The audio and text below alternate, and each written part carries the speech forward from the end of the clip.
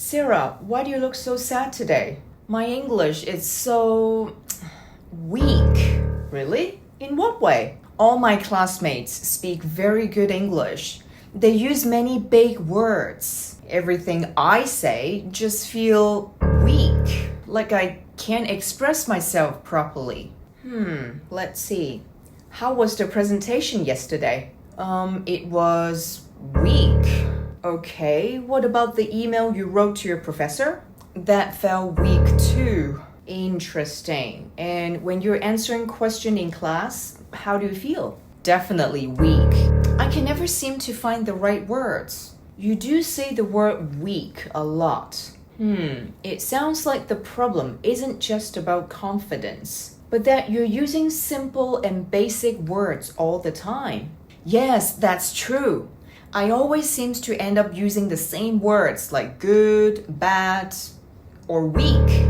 Exactly. These common words don't really add variety or depth to your sentences. But don't worry, we can fix that by learning some synonyms. They will help you express yourself more clearly and make your English sound more natural and sophisticated.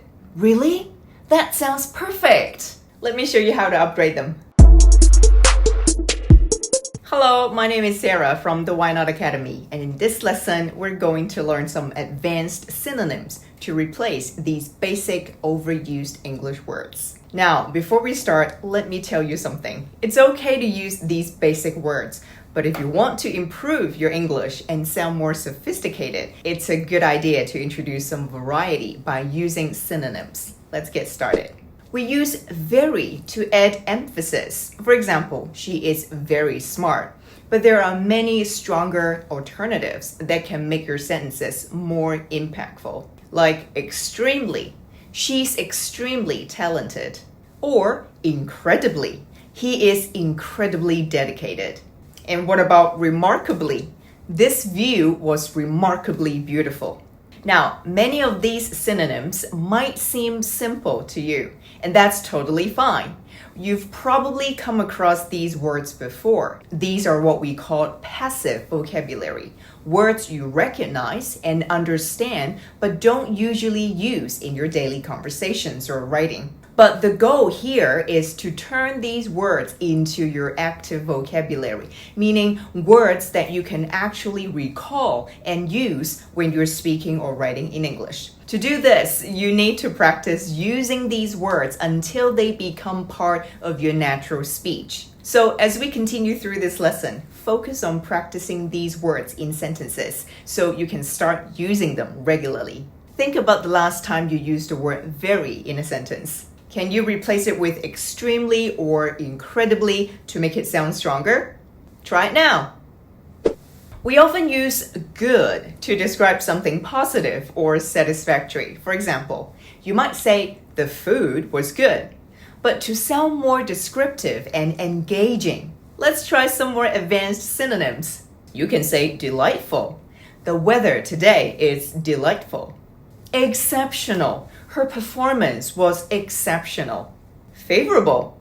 The results were favorable for the company.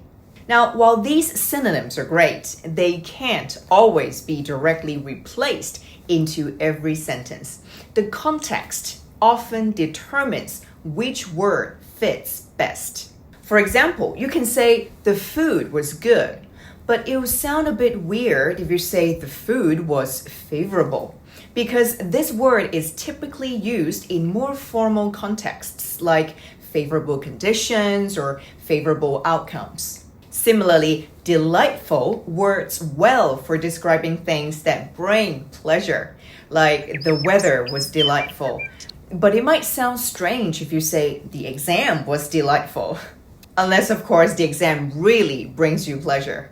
Therefore, always make sure to choose synonyms that match the context of what you're describing. The opposite of good is bad. For example, the weather is bad today. But to sound more vivid and expressive, let's replace bad with some stronger alternatives. Dreadful. The traffic was dreadful this morning. Unpleasant. She had an unpleasant experience at the restaurant. Inferior. The product was of inferior quality compared to the others. Well, you can say the weather is dreadful, but it might sound strange to say the weather was inferior. Again, context matters. The next common word is big, when describing something that has a large size. That's a big house. Here are some more descriptive alternatives. How about the word enormous?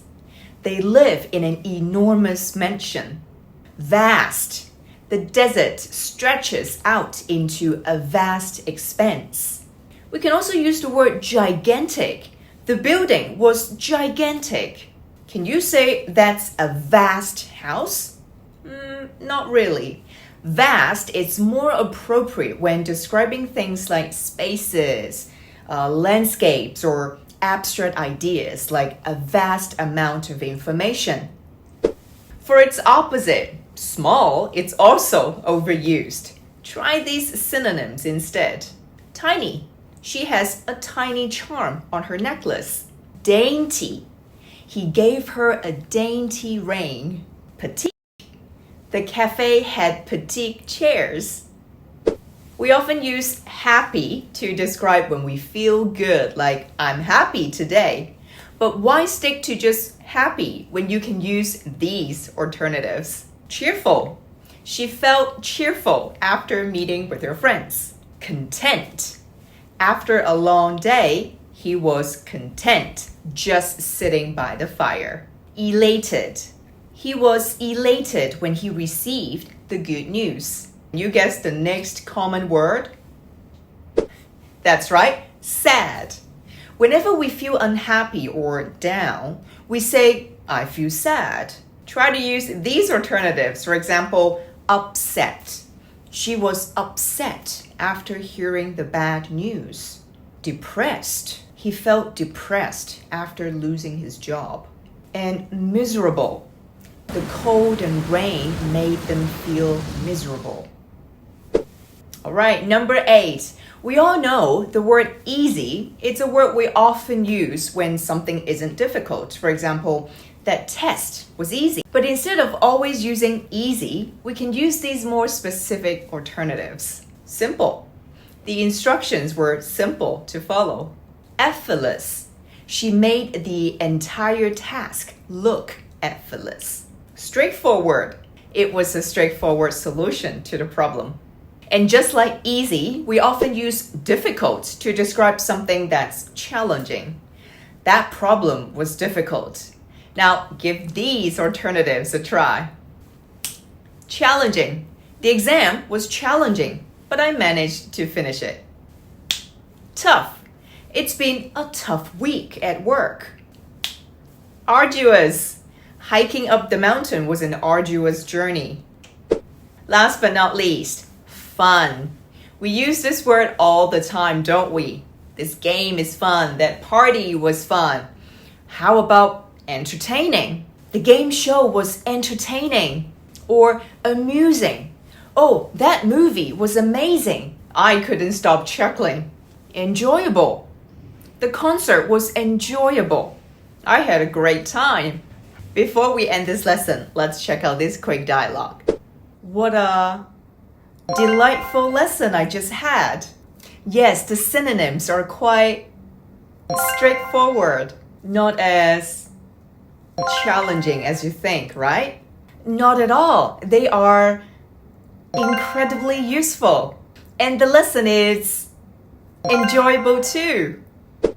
And that's all for today's lesson. If you found this helpful, don't forget to subscribe for more lessons. Now, it's your turn. Leave a comment using one of these new words in a sentence. Also, think about other alternatives for words like strong, weak, old, and new.